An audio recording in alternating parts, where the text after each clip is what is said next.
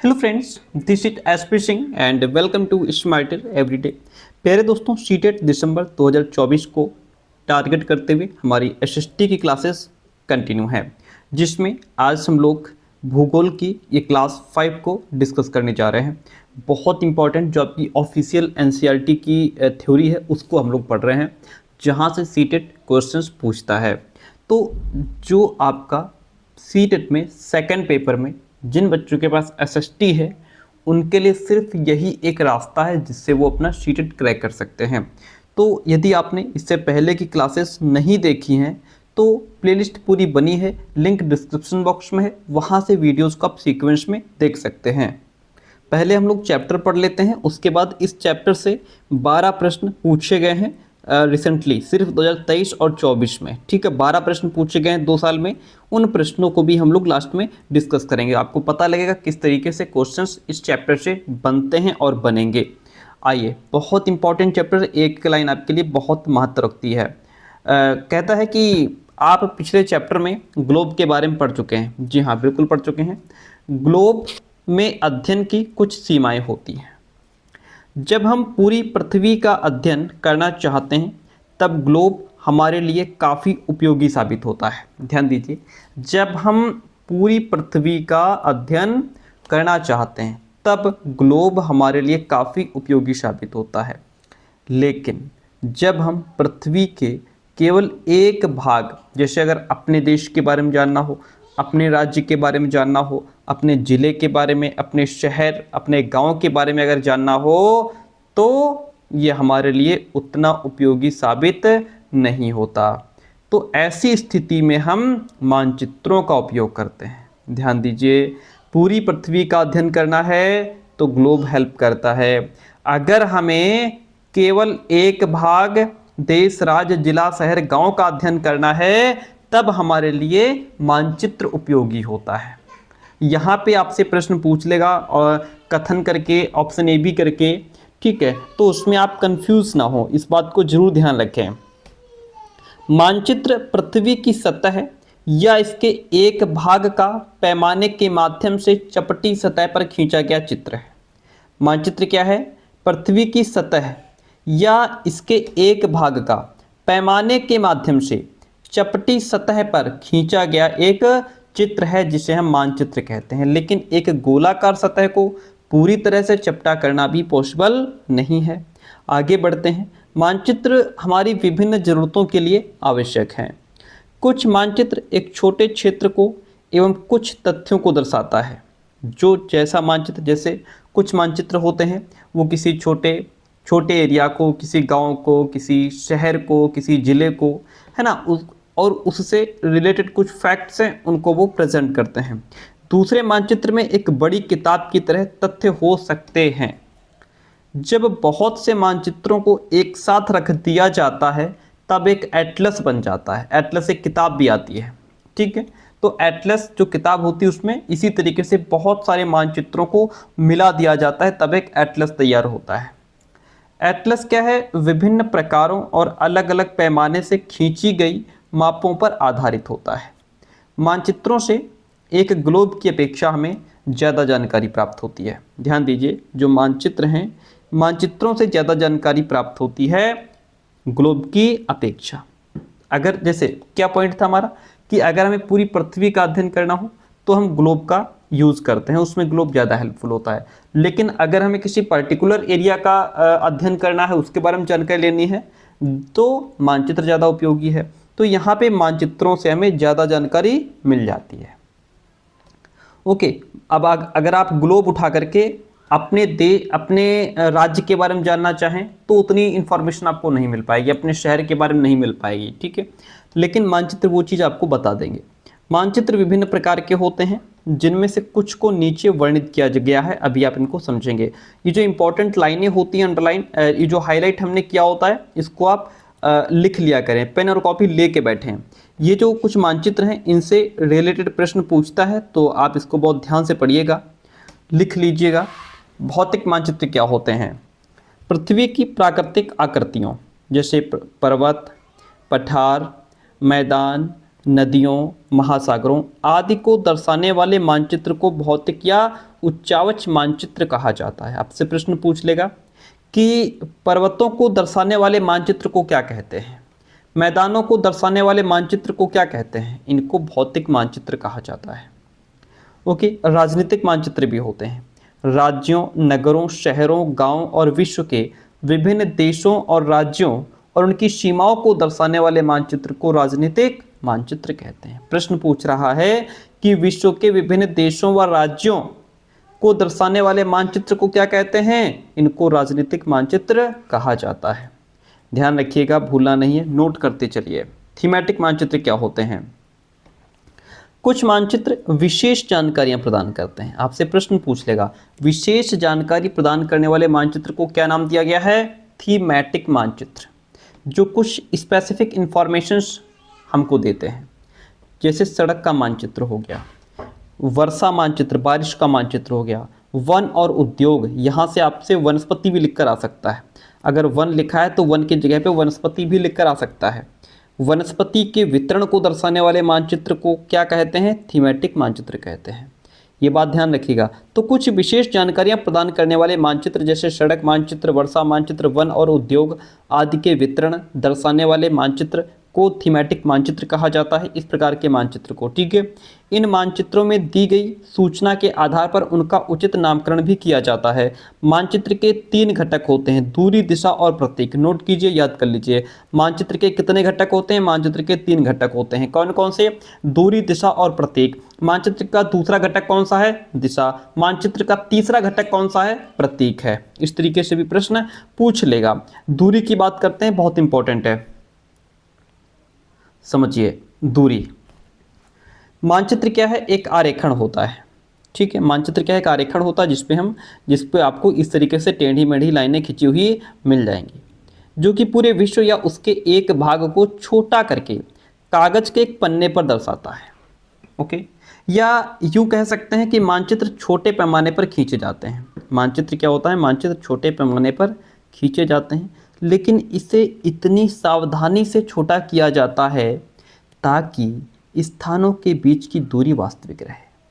अगर हमें जो है कि मान लीजिए दिल्ली और बम्बई की दूरी अगर हम वहाँ दिखा रहे हैं मानचित्र में, तो मानचित्र तो छोटा हो लेकिन इनकी दूरी वास्तविक रहे, जो दूरी है। उसके लिए अलग प्रोसीजर होता है, वो आप यहाँ पे समझेंगे अभी नीचे। दूरी वास्तविक रहे, ये तभी संभव हो सकता है जब कागज पर एक छोटी दूरी स्थल की बड़ी दूरी को व्यक्त करे। कागज पर जो छोटी दूरी, आपने ये वाली जो दूरी इतनी खींची है, ये वास्तविक दूरी को व्यक्त कर रही हो, ठीक है। इसलिए इस उद्देश्य के लिए एक पैमाना चुना जाता है। पैमाना क्या है? स्थल पर वास्तविक दूरी और मानचित्र पर दिखाई गई दूरी के बीच का अनुपात होता है। ध्यान दीजिए, प्रश्न पूछा गया है यहाँ से, ठीक है। पैमाना क्या है? पैमाना स्थल पर वास्तविक दूरी और मानचित्र पर जो दूरी दिखाई गई है, ये उसके बीच का अनुपात होता है पैमाना। उदाहरण के तौर पर समझ लीजिए, आप जल्दी समझ पाएंगे। उदाहरण के लिए, आपके विद्यालय एवं आपके घर के बीच की दूरी 10 किलोमीटर है। अब उसको मानचित्र पर दिखाना है, जिसे मानचित्र पर 2 सेंटीमीटर की दूरी से व्यक्त किया गया है। मानचित्र बनाया गया तो आपके घर से विद्यालय की दूरी है, उसको 2 सेंटीमीटर लाइन खींच करके और इतना बता दिया गया कि यहाँ पे रमेश का घर है, यहाँ पे उसका विद्यालय है, ठीक है। इसका मतलब है कि मानचित्र का 1 सेंटीमीटर स्थल के 5 किलोमीटर को दिखाएगा। यानी कि अगर ज़मीन पर कोई दूरी 5 किलोमीटर है तो मानचित्र पर वो 1 सेंटीमीटर 5 किलोमीटर के बराबर होगी, ठीक है। और 2 सेंटीमीटर हमने कर दिया। अगर 2 सेंटीमीटर लाइन मानचित्र पर खींची है, इसका मतलब है कि वहाँ पे 10 किलोमीटर की बात हो रही है। इस तरीके से, इस प्रकार पैमाना किसी भी मानचित्र के लिए बहुत महत्वपूर्ण होता है। अगर आपको पैमाने की जानकारी है तो आप मानचित्र पर दिए गए किसी भी 2 स्थानों के बीच की दूरी का पता लगा सकते हैं आसानी से। जब बड़े क्षेत्रफल वाले भागों जैसे महाद्वीपों या देशों को कागज़ पर दिखाना होता है, तब हम लोग छोटे पैमाने का उपयोग करते हैं। पॉइंट टू बी नोटेड, ध्यान दीजिए। आपसे प्रश्न पूछ लेगा, जब बड़े क्षेत्रफल वाले भाग जैसे महाद्वीप देश को कागज़ पर दिखाना होता है तो हम किस प्रकार के पैमाने का उपयोग करते हैं? छोटे या बड़े? छोटे पैमाने का यूज़ करते हैं। उदाहरण के लिए मानचित्र पर 5 सेंटीमीटर स्थल के 500 किलोमीटर को दिखाता है। यहाँ पे 1 सेंटीमीटर बराबर 100 किलोमीटर माना जाता है। इसको छोटे पैमाने वाला मानचित्र कहते हैं। क्या कहते हैं? छोटे पैमाने वाला मानचित्र। जब एक छोटे क्षेत्रफल वाले भाग जैसे आपके गांव या शहर को कागज़ पर दिखाना होता है तब हम बड़े पैमाने का उपयोग करते हैं। जैसे स्थल पर 500 मीटर की दूरी को मानचित्र पर 5 सेंटीमीटर से दिखाया जाता है। अगर ज़मीन पर वो दूरी 500 मीटर है तो उसको हम मानचित्र पर 5 सेंटीमीटर दिखा रहे हैं। इस प्रकार के मानचित्र को बड़े पैमाने वाला मानचित्र कहा जाता है। ठीक है, आई बात समझ में? आप ध्यान रखेंगे छोटे पैमाने वाला मानचित्र और बड़े पैमाने वाला मानचित्र। यहाँ से प्रश्न पूछा जा चुका है। बड़े पैमाने वाले मानचित्र छोटे पैमाने वाले मानचित्र की अपेक्षा अधिक जानकारी देते हैं। कौन से मानचित्र अधिक जानकारी देते हैं? तो बड़े पैमाने वाले मानचित्र जो हैं वो छोटे पैमाने वाले मानचित्र की अपेक्षा अधिक जानकारी दे रहे हैं। बड़े पैमाने वाले मानचित्र अधिक जानकारी दे रहे हैं। इतनी बात क्लियर हो गई? वेरी गुड, आगे बढ़ेंगे। यहाँ पे एक नीचे गांव का मानचित्र दिया गया है। ठीक है, ये मानचित्र है। अब आपसे अभी प्रश्न पूछेगा और कहेगा कि इसमें जो विकास का घर है यहाँ पे, ठीक है, ये विकास का घर है, ये शीला का घर है, करीम का घर है, इधर बगीचा लगा हुआ है। यहाँ आपसे प्रश्न पूछ लेगा, यहाँ से विकास का घर है।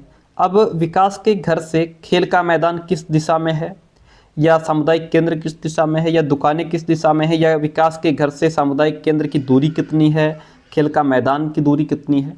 आइए नीचे और थोड़ा समझ लेते हैं फिर। तो ये गांव का एक मानचित्र है। यहाँ पे 1 सेंटीमीटर बराबर 10 मीटर माना गया है। अब एक देखिए नीचे दिशा पहले पढ़ लेते हैं, फिर अभी हम आगे और समझेंगे चीज़ों को। पहले दिशा क्लियर कर लीजिए, डायरेक्शन को। अधिकतर मानचित्रों में ऊपर दाहिनी तरफ तीर का निशान बना होता है जिसके ऊपर अक्षर छोटा ऊ लिखा होता है। यह तीर का निशान उत्तर दिशा को दर्शाता है। भाई इस तरीके से मानचित्र होता है, यहाँ पे छोटा ऊ लिखा है, इसका मतलब ये उत्तर दिशा को बता रहा है। इसे उत्तर रेखा कहा जाता है। जब आप उत्तर के बारे में जानते हैं तब आप दूसरी दिशाओं जैसे पूर्व पश्चिम और दक्षिण के बारे में पता लगा सकते हैं। चित्र 4.2 में 4 मुख्य दिशाओं उत्तर दक्षिण पूर्व पश्चिम को दिखाया गया है। वे प्रधान दिग्बिंदु कहे जाते हैं। क्या कहे जाते हैं? प्रधान दिग्बिंदु कहे जाते हैं। यहाँ पे जैसे ये है, ये हो गया उत्तर, ये हो गया दक्षिण, पूरब, पश्चिम। ये क्या है? ये प्रधान दिग्बिंदु हैं। ठीक है, क्या है ये प्रधान दिग्बिंदु हैं। बीच की 4 दिशाएं हैं। इसमें बीच में क्या है? बीच में 4 दिशाएं हैं। जैसे एक उत्तर पूर्व वाली दिशा हो गई, दूसरी दक्षिण पूर्व वाली दिशा हो गई, तीसरी दक्षिण पश्चिम वाली दिशा हो गई, चौथी आपकी उत्तर पश्चिम वाली दिशा हो गई। ठीक है, ये 4 दिशाएं हैं। इन बीच वाली दिशाओं की मदद से किसी भी स्थान की सही स्थिति का पता लगाया जा सकता है। ओके, अब आगे बढ़ते हैं। 4.1 जो ऊपर गांव का मानचित्र है इसकी बात कर रहा है। से निम्नलिखित दिशाओं का पता लगाइए। विकास के घर से सामुदायिक केंद्र और खेल के मैदान की दिशा बताइए। विकास के घर से सामुदायिक केंद्र पूछ रहा है कि ये कहाँ होगा। देखिए विकास का घर कहाँ है? जाहिर सी बात है ये रहा विकास का घर। यहाँ पे यहाँ विकास का घर है। यहाँ से सामुदायिक केंद्र की दिशा कौन सी है? सामुदायिक केंद्र कहाँ है? ये रहा सामुदायिक केंद्र। तो अब हमारा मानचित्र कैसे बनता है? हमारा ये डायरेक्शंस किस तरीके से? इस तरीके से बनाई जाती हैं। ठीक है, ये क्या हो गया? ये छोटा ऊ हो गया। ये क्या हो गया? ये दक्षिण हो गया। ठीक है, लेकिन जब जहाँ पे विकास का घर है हम यहाँ से देखेंगे ना, हम यहाँ से देखेंगे और यहाँ पे जब मानचित्र बनाया जाए डायरेक्शंस बनाई जाएंगी तो इस तरीके से ये एरो बनाया जाएगा। यहाँ पे उत्तर हो गया, तो जो सामुदायिक केंद्र है वो किस दिशा में है? वह उत्तर दिशा में है। ठीक है, और अभी हमने नीचे पढ़ा था कि यहाँ पे इस तरीके से जो डायरेक्शंस होती हैं ये किसको बताएगा? ये उत्तर पूर्व को बताएगा, उत्तर पूर्व को। ठीक है, तो विकास के घर से सामुदायिक केंद्र जो है वो उत्तर दिशा में है और खेल का मैदान, विकास के घर से खेल का मैदान इस डायरेक्शन में है, यानी कि खेल का मैदान उत्तर पूर्व दिशा में है। किस दिशा में? उत्तर पूर्व में। और दुकानों, अगला प्रश्न हमसे पूछ रहा था, देखिए अगला कहता है कि दुकानों से विद्यालय की दिशा बताइए। दुकानें कहाँ हैं? ये रही दुकानें, ठीक है, दुकानें। यहाँ से विद्यालय की दिशा बतानी है, सिंपल सी बात है। इस तरीके से हमारा ये बनेगी। यहाँ से दुकानें, ये रही दुकानें, नहीं विद्यालय पूछ रहा था, दुकानों से विद्यालय की दिशा। विद्यालय की दिशा सिंपल है, पूर्व है, ओके, क्योंकि इधर पूर्व हो जाएगा।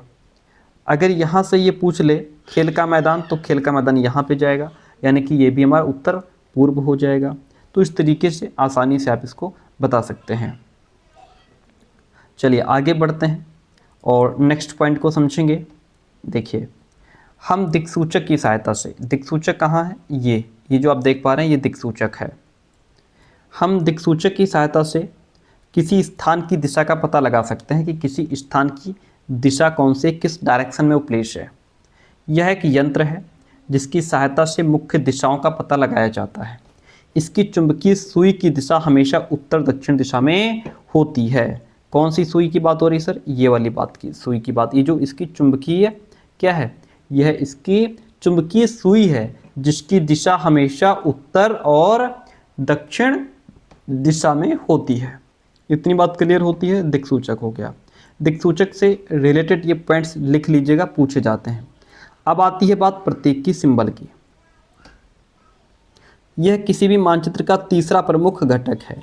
प्रतीक किसी भी मानचित्र पर वास्तविक आकार एवं प्रकार में विभिन्न आकृतियां जैसे भवन, सड़क, पुल, वृक्ष, रेल की पटरी या कुएं को दिखाना संभव नहीं है। यानी कि उसका वास्तविक आकार और प्रकार, रियल में वो कितना उसका आकार है, ये दिखाना पॉसिबल है क्या? नहीं पॉसिबल है। इसलिए क्या करते हैं कि वे निश्चित अक्षर, कुछ शैडो, कुछ कलर्स, पिक्चर्स या रेखाओं का उपयोग करके इनको दिखाया जाता है कि यहाँ पे इस मानचित्र में यहाँ पे सड़क है, यहाँ पे पुल है, यहाँ कच्ची सड़क है, यहाँ पक्की सड़क है। कुछ सिंबल्स के माध्यम से उनको दिखाया जाता है। ये प्रतीक कम स्थान में अधिक जानकारी प्रदान करते हैं। इन प्रतीकों के इस्तेमाल के द्वारा मानचित्र को आसानी से खींचा जा सकता है और इनका अध्ययन करना आसान होता है। अगर आप एक क्षेत्र की भाषा को नहीं जानते हैं तो आप किसी से दिशाओं के बारे में नहीं पूछ सकते। भाई आप उससे कहेंगे कि भैया हमें यहाँ से पूरब दिशा में जाना है तो कौन सी दिशा होगी? क्योंकि आप वहाँ की क्षेत्रीय भाषा नहीं जानते, तो वो आपकी भाषा को समझ नहीं पा रहा है, तो वो कैसे आपको बताएगा कि पूरब दिशा यहाँ से कौन सी होगी, या उत्तर दिशा कौन सी होगी, दक्षिण दिशा कौन सी होगी, है ना? या कोई जगह आप पूछ रहे हैं तो वो नहीं बता पाएगा, बिकॉज वहाँ की आप क्षेत्रीय भाषा नहीं जानते हैं। हाँ, तब वो आपको बता देगा जब आप उसे कोई सिंबल, कोई चिन्ह बताएंगे। आप इन चिन्हों की सहायता के द्वारा मानचित्र से जानकारी प्राप्त कर सकते हैं। मानचित्रों की एक विश्वव्यापी भाषा होती है जिसे सभी आसानी से समझ सकते हैं। इन प्रतीकों के उपयोग के संबंध में एक अंतर्राष्ट्रीय सहमति है, यानी कि यानी अंतर्राष्ट्रीय इंटरनेशनल लेवल पे उसको सहमति दी गई है कि हाँ ठीक है, ये जो सिंबल है वो हर जगह यूज होगा, जिसे हम रूढ़ प्रतीक कहते हैं। क्या कहते हैं? रूढ़ प्रतीक। ये है कुछ सिंबल्स जिन्हें अंतर्राष्ट्रीय सहमति प्राप्त है। अगर किसी मानचित्र पर रेलवे लाइन दिखानी है तो बड़ी लाइन के लिए ये सिंबल होता है, मीटर लाइन के लिए ये सिंबल होता है, रेलवे स्टेशन के लिए ये सिंबल होता है। सड़कें अगर दिखानी है तो पक्की सड़क के लिए ये सिंबल यूज होता है, कच्ची सड़क के लिए इस प्रकार का सिंबल दिया होता है। सीमा अगर अंतर्राष्ट्रीय सीमा दिखानी है तो इस तरीके से, राज्य दिखाना है तो इस तरीके से, अगर जिला दिखाना है तो इस तरीके की लाइनिंग होती है। नदी दिखानी है, नदी का सिंबल है ये। कुआं दिखाना है, कुएं का सिंबल ये है, गोल गोल बड़ा डॉट, ठीक है। तालाब दिखाना है, ये तालाब का सिंबल है। नहर दिखानी है, ये नहर का सिंबल है। पुल दिखाना है तो ये पुल का सिंबल है, ध्यान रखिएगा। मंदिर का सिंबल कहाँ है? ये मंदिर है। गिरजाघर, ये गिरजाघर है। मस्जिद। छतरी, ये छतरी का सिंबल है। पोस्ट ऑफिस का सिंबल पीओ होता है। पोस्ट एवं टेलीग्राफ ऑफिस के लिए हम पीटीओ का यूज़ करते हैं, पुलिस स्टेशन के लिए पीएस का यूज़ करते हैं। बस्ती अगर कहीं पे है तो हम इस तरीके के सिंबल का यूज़ करते हैं, कब्रिस्तान के लिए इस तरीके का सिंबल यूज किया जाता है।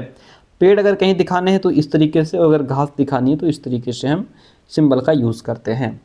आगे बढ़ते हैं। अब देखिए यहाँ पे आपसे पूछ लेगा कि इसमें कहाँ पे रेलवे स्टेशन है, कहाँ पे इसमें जो है कि पक्की सड़क है, कहाँ पे कच्ची सड़क है। वो आपको बताना है। तो अब देखिए, इसमें जैसे कि आप आराम से बता सकते हैं, ये पिक्चर है आपके सामने, अभी मैंने आपको बताया ये जो सिंबल है वो किसका सिंबल है, जाहिर सी बात है ये मंदिर का सिंबल है, ठीक है। और इसके बाद ये जो लाइन आप देख पा रहे हैं ये काहे का सिंबल है भैया, ये मीटर लाइन का सिंबल है सर, किसका, मीटर लाइन का, ओके। अच्छा, ये काहे का सिंबल है यहाँ पे, ये रेलवे स्टेशन का सिंबल है ना। तो इस तरीके से आपको सिंबल पता होने चाहिए। ये जो सिंबल्स हैं, ये पेड़ है, ये पेड़ नज़र आ रहे हैं कि ये भाई पेड़ है। और यहाँ पे क्या है कि नीचे आप देख पा रहे होंगे ये क्या है, ये काहे का सिंबल है, तो ये जो है हमारा, हमने गलत, थोड़ा सा गलत बता दिया, ये जो है ये आपका मस्जिद का सिंबल है। ये किसका है, ये मस्जिद का सिंबल है। और ये जो आप देख पा रहे हैं ये मंदिर का सिंबल है, ओके। चलिए, तो इस तरीके से ये चीज़ें आप समझ पा रहे हैं। और पक्की सड़क, ये जो है ये पक्की सड़क जा रही है, फिर ये कच्ची सड़क है, ओके। यहाँ पे जो है वो कब्रिस्तान है, ओके। तो ये चीज़ आप ध्यान रखेंगे। आगे बढ़ते हैं। अच्छा चलिए, विभिन्न रंगों का उपयोग भी इसी उद्देश्य से किया जाता है। उदाहरण के लिए सामान्यतः नीले रंग का इस्तेमाल जो जलाशय हैं, जैसे नदी हो गया, तालाब हो गया, कुआं हो गया, उसके लिए नीले रंग का यूज होता है। अगर हमें भूरा रंग जो होता है वो पर्वतों के लिए होता है। अगर हमें कहीं पे पर्वत दिखाने हैं मानचित्र में तो वहाँ पे हम भूरे रंग का प्रयोग करेंगे। पठार दिखाने हैं तो पीले रंग का प्रयोग होता है।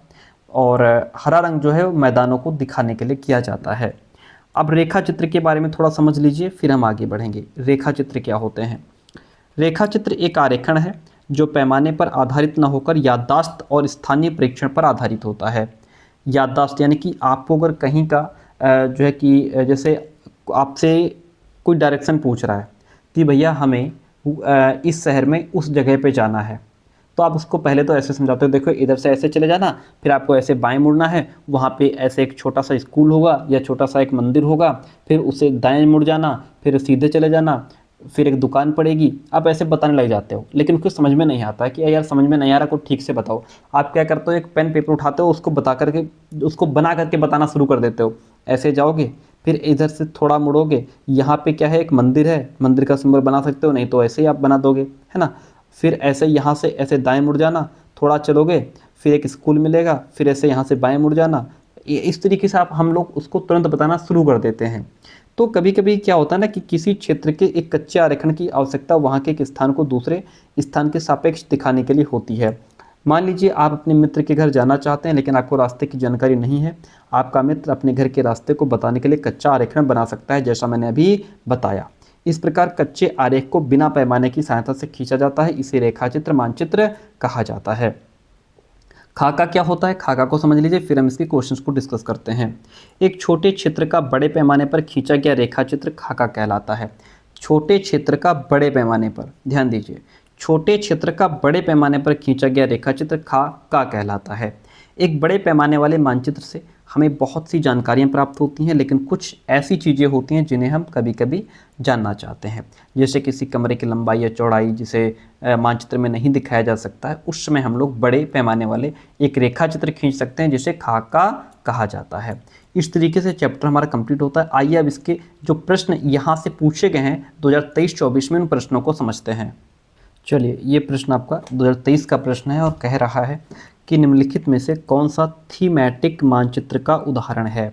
भारत का सड़क मानचित्र, भारत का पर्वतों का मानचित्र, भारत के राज्यों का मानचित्र, या फिर गांव के खेतों का मानचित्र? कौन सा है जो थीमैटिक मानचित्र है? तो मैंने अभी आपको बताया था कि कुछ मानचित्र ऐसे होते हैं जो हमें विशेष जानकारियाँ देते हैं। कैसी जानकारियाँ?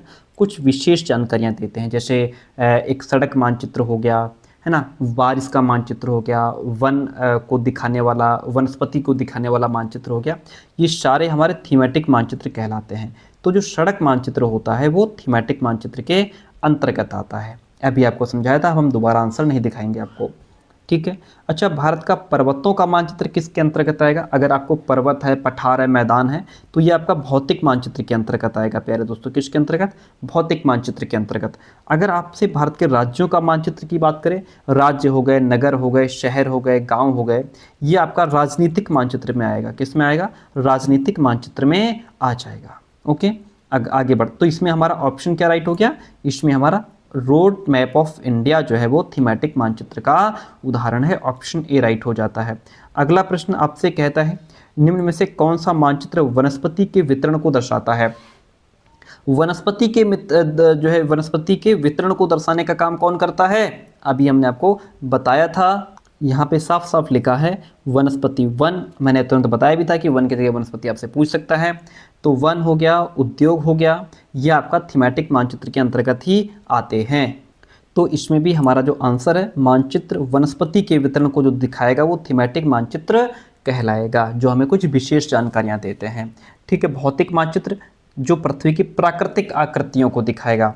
राजनीति जिसमें राज्य, नगर, शहर और गांव आ जाएंगे। ठीक है, खाका क्या होता है, एक छोटे क्षेत्र का बड़े पैमाने पर खींचा गया जो रेखा चित्र है वो खाका कहलाता है। अकॉर्डिंग टू द क्वेश्चन हम जाएंगे ऑप्शन नंबर सी के साथ में। आगे बढ़ेंगे, अगला प्रश्न लेते हैं यहाँ से। अगला प्रश्न हमारा कहता है, जो कि हमारा पेडागोजी बेस्ड क्वेश्चन है, कह रहा है कि भूगोल में मानचित्र कला तकनीकी किस पर केंद्रित है। ये जो भूगोल में हम मैप का यूज़ करते हैं बच्चों को पढ़ाने के लिए, ये किस पर केंद्रित है। तो देखिए, जब हम मैप का यूज़ करते हैं, हम ग्लोब का यूज़ करते हैं, या हम कोई भी शिक्षण सहायक सामग्री TLM का यूज़ करते हैं, तो उससे हमारी जो टीचिंग है, जो हमारा टीचिंग लर्निंग प्रोसेस है, वो और ज़्यादा डेवलप हो जाता है। जो बच्चों को हम अधिगम करा रहे हैं, जो सिखा रहे हैं, वो और ज़्यादा रोचक हो जाता है। बच्चों को पढ़ने में आनंद आने लगता है, बच्चे सीखने के लिए इंस्पायर होते हैं, प्रोत्साहन मिलता है उनको। ठीक है, तो इस तरीके से ऑप्शन नंबर हमारा जो बी है वह राइट हो जाएगा। आगे बढ़ेंगे, अगला प्रश्न आपसे कहता है कि बड़े पैमाने वाले जो मानचित्र हैं वो क्या दर्शाते हैं। ध्यान दीजिए, what do large scale maps show. यहाँ पे बड़े पैमाने वाले मानचित्र के बारे में लिखा हुआ है।